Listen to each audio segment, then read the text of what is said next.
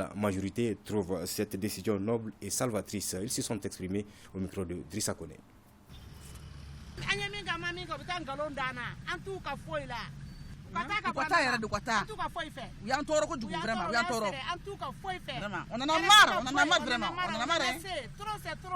On a vu sur les réseaux sociaux que le Mali a suspendu les médias français comme France 24 et RFI.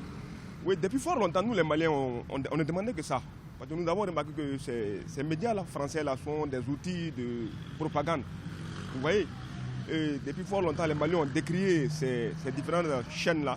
On salue vraiment les autorités maliennes. Bonne idée, parce que RFI est en train de propager des fausses informations par-ci par-là. Ils n'ont pas de preuves. Ils disent tout chaque fois que notre armée a tué des civils par-ci par-là. Vraiment, c'est une bonne chose pour moi. Ils sont en train de tout faire pour essayer de discriminer notre gouvernement. Nous ne sommes pas d'accord avec ça.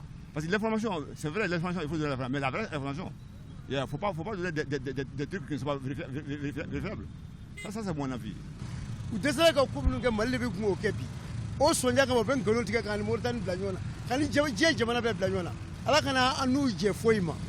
te dis, c'est une très bonne chose. Mais pourquoi c'est une bonne chose? Non, c'est bien parce que ça permet de cadrer les informations. Ils ont pris du retard pour le faire. Parce que ça devait arriver depuis longtemps. Certaines allégations que la plupart des gens ne croient pas, c'est ce qu'on voyait sur ces deux chaînes. On a appris le communiqué sur les réseaux sociaux. Moi, je pense que c'est une décision qui est très bonne, dans la mesure où ces médias-là procèdent à relayer des messages qui ternissent l'image de nos femmes là. Je pense que c'est une décision responsable de la part de nos autorités de transition. Voilà, nous invitons le colonel Assimi Goïta de continuer dans ce sens-là. Nous les soutenons en réalité.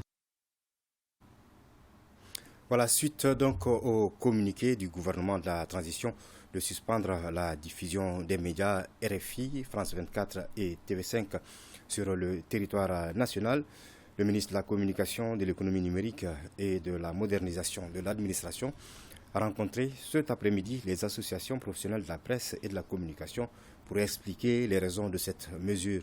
Les organisations professionnelles de la presse et de la communication saluent cette décision du gouvernement et apprécient cette démarche constructive du ministre.